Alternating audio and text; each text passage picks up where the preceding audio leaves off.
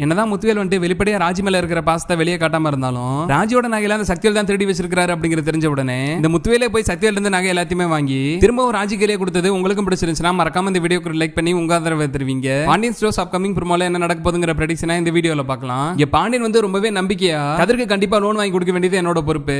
நீ இதுக்கு அப்புறம் போய் தனியாலாம் கஷ்டப்பட வேண்டாம், உனக்கு என்னெல்லாம் தேவையோ அதை நானே பண்ணி தரேன், நீ தாராளமா டிராவல்ஸ் ஆரம்பிச்சுக்கோ, எனக்கு எந்த பிரச்சனையுமே கிடையாது அப்படி சொல்லி வீட்டுல சொல்லியிருந்தாரு. சரி மாமாவே இப்படி சொல்லிட்டாரு, இதுக்கப்புறம் கதிருக்கு எந்த ஒரு பிரச்சனையுமே வராது, கதிர் விருப்பப்பட்டபடியே வந்து டிராவல்ஸ் ஆரம்பிச்சலாம் அப்படி சொல்லிட்டு ராஜிமே வந்து ரொம்ப சந்தோஷப்பட்டு இருந்தாங்க.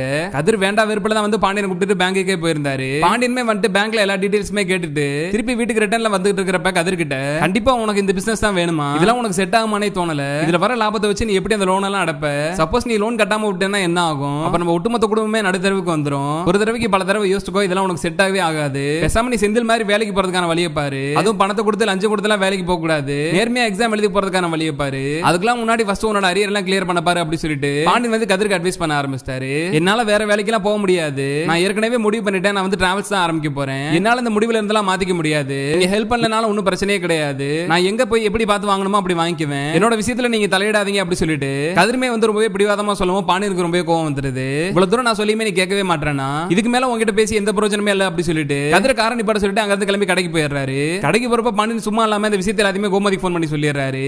வீட்டுல கோமதி வந்து கதிர் மேல பயங்கரமான கோத்தோட வெயிட் பண்ணிட்டு இருக்காங்க. கதிர் வீட்டுக்கு வந்தமே பிடிச்சு பயங்கரமா சத்தம் போடுறாங்க. உனக்காக உங்க அப்பா இவ்வளவு தூரம் இறங்கி வந்ததே பெரிய விஷயம், அதெல்லாம் கொஞ்சம் கூட புரிஞ்சுக்காம உங்க அப்பா போய் நடுத்தரவுல இப்படி இறக்கி விட்டு வந்திருக்கிற, யாராவது இப்படி எல்லாம் பண்ணுவாங்களா, உனக்கு பிசினஸ் செட் ஆகுதுன்னு அவரே சொல்றாருல்ல, அப்படி சொன்னா அவரை நீ நடு ரோட்ல இறக்கி விட்டு வந்துருவியா, உனக்கு கொஞ்சம் கூட அறிவே இல்லையா, உன்னோட நல்லதுக்காக தானே இது எல்லாமே பண்ணிட்டு இருக்காரு, நீங்க ஏன் யாருமே அவர் புரிஞ்சுக்கவே மாட்டீங்க அப்படி சொல்லிட்டு கோமதியுமே வந்து என்ன நடச்சுங்கிறத புரிஞ்சுக்காம கதிரை சத்தம் போட்டு இருக்காங்க. கதிரமே வந்து எவ்வளவு தூரம் எடுத்து சொல்லி பாக்குறாரு. அப்ப அவனு எனக்கு பிசினஸ் ரெடி பண்ணி தரங்கிற முடிவோட எல்லாம் வரல, அவர் எனக்கு பிசினஸே செட் ஆகாது, செந்தில் அந்த மாதிரி வேலைக்கு போறதுக்கு பாரு அப்படின்னு தான் சொல்லிக்கிட்டு இருந்தாரு. என்னால முடியாது அப்படின்னு மட்டும் தான் நான் சொன்னேன். அது உடனே அவர் கோச்சிட்டு கார்ல இருந்து இறங்கி போயிட்டாருன்னா நான் என்ன பண்ண முடியும் அப்படி சொல்லிட்டு கதிரமே ஒரு சைடு புலம்பிட்டு இருக்காரு. இன்னொரு பக்கம் நடக்கிற பிரச்சனை எல்லாம் பாக்குற ராஜி வந்து கதிரை கூப்பிட்டு பேசுறாங்க. மாமா கிட்ட சொன்னா உன்னோட பிரச்சனைக்கு ஒரு முடிவு வந்துரும் நினைச்சேன், நீ ஆசைப்பட்டபடியே பிசினஸ் ஆரம்பிச்சலாம் அப்படி சொல்லி நினைச்சேன், அந்த நம்பிக்கையில தான் மாமா கிட்ட வந்து நீ என்ன அடுத்து பண்ண போற அப்படிங்கிற விஷயத்தெல்லாம் நான் சொல்லியிருந்தேன், ஆனா அது இந்த அளவுக்கு பிரச்சனையா மாறணும் நான் நினைச்சு கூட பார்க்கல, இது எல்லாமே நான் உன்னோட நல்லதுக்காக தான் பண்ணேன் அப்படி சொல்லி ராஜி சொல்லிட்டு இருக்காங்க. எனக்கு இப்படி எல்லாம் நடக்கும் தெரிஞ்சுதான் நான் ஆரம்பத்துல இருந்தே அப்பா கிட்ட எந்த ஒரு விஷயத்தையுமே சொல்லவே இல்ல, நீ தேவையில்லாம எதுக்கு அவசரப்பட்டு சொன்ன, இப்ப சொன்னனால எனக்கு அவமானம் மட்டும் தான் மிஞ்சுது,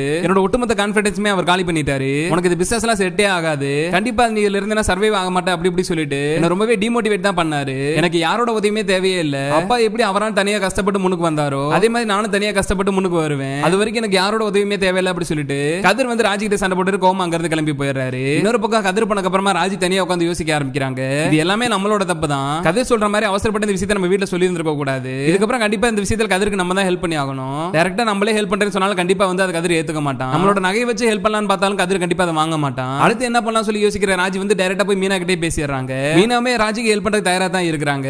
நீ உன்னோட நகையெல்லாம் கொண்டு போய் கொடுத்துரு ராஜி, என் ஃப்ரெண்டு தானே பேங்க்ல வேலை பாக்குறாங்க, நான் அவங்க கிட்ட சொல்லி கதிருக்கு பணம் கொடுக்க சொல்லிடுறேன், கதிருக்கு தெரியாம நீ போய் ஃபர்ஸ்ட் இந்த வேலையெல்லாம் முடிச்சிரு, கடைசி வரைக்கும் உன்னோட நகைனால தான் கதிருக்கு இந்த லோன் கிடைச்சிருக்குங்கிற விஷயமே தெரியாம பாத்துக்கலாம், நீ போய் நாளைக்கே அவங்கள பாரு அப்படி சொல்லி ராஜி கிட்ட சொல்லிடுறாங்க. எப்படியோ ஒரு வழியா கதிருக்கு இந்த லோன் கிடைச்சா போதும் அப்படிங்கிற சந்தோஷத்தோட ராஜிமே வந்துட்டு பேங்க்குக்கு போய் நகையெல்லாம் ஒப்படைச்சிடுறாங்க. அப்ப அங்க வர சக்தியில வந்து ராஜி நகையெல்லாம் வந்து பேங்க்ல கொடுக்கறத பாத்துறாரு. ராஜி எதுக்கு இங்க வந்து நகையெல்லாம் கொடுத்துருக்கு அப்படிங்கறத பேங்க்ல வேலை பாக்குறவங்க கிட்ட தெரிஞ்சுக்கிறாரு. அங்க வேலை பாக்குறவங்க வந்து சக்தியில தெரிஞ்சவரா இருக்கிறதால ராஜி கைக்கு திருப்பி அந்த நகையை போக கூடாது, ராஜி வந்து இங்க நகையவே கொடுக்கவே இல்ல, அந்த மாதிரி நீங்க சமாளிச்சிடணும் அப்படி சொல்லி ஐடியா கொடுத்துட்டு வந்துடுறாரு. ஈவினிங் போய் ராஜி வந்து பில் எல்லாம் வாங்கலாம்னு சொல்லிட்டு போறாங்க. அப்பதான் வந்து நீங்க நகையே கொடுக்கல அப்படி இப்படி சொல்லி பேங்க் ஆபீசர் சமாளிக்கவும் ராஜிக்கு அடுத்து என்ன பண்றதுன்னே தெரியல. அப்ப பேங்க்ல சக்திவேல் நிக்கிறத பார்த்ததுமே ராஜி கன்ஃபார்மே பண்ணிடுறாங்க. கண்டிப்பா இது சித்தப்பாவோட வேலையா தான் இருக்கும், அவர் தான் இதெல்லாம் பண்ணிருப்பாரு அப்படிங்கறத புரிஞ்சுக்கிட்டு ராஜி வந்துட்டு உடனே அவங்க அப்பாவுக்கு போன் பண்ணி எல்லா விஷயத்தையுமே சொல்லிடுறாங்க. இதனால ரொம்பவே கோவமா பேங்க் கிளம்பி வர முத்துவேல் வந்துட்டு ராஜி முன்னாடி நிக்க வச்சு சக்திவேல பிடிச்சு பயங்கரமா திட்டுறாரு. முத்துவேலுக்கு பயந்துட்டு வேற வழியே இல்லாம சக்திவேல் வந்துட்டு பேங்க் ஆபீசர் இருந்து அந்த நகையெல்லாம் வாங்கி திருப்பி முத்துவேல் கையிலே கொடுத்துறாரு. இதுக்கப்புறம் இவரால எந்த ஒரு பிரச்சனையுமே வராது, இனிமேல் எங்களுக்கு இந்த நகை தேவையே இல்ல, நீ எடுத்துட்டு போனதாவே இருக்கட்டும், இது உனக்கா எடுத்த நகை தான் நீயே வச்சுக்கோ அப்படி சொல்லிட்டு முத்துவேலுமே வந்து எல்லா நகையுமே ராஜி கையில கொடுத்துறாரு. ராஜியை கஷ்டப்படுத்தி பார்க்கலாம் அப்படி சொல்லி ஆசைப்பட்டு இருந்த சக்திவேலுக்கு வந்துட்டு கூடி சீக்கிரமே இந்த முத்துவேலே வந்து ஒரு நல்ல பாடம் கத்து கொடுத்தா நல்லா இருக்கும்னு நீங்களும் நினைச்சீங்கன்னா மறக்காம இந்த வீடியோக்கு லைக் பண்ணி உங்க ஆதரவை தருவீங்க.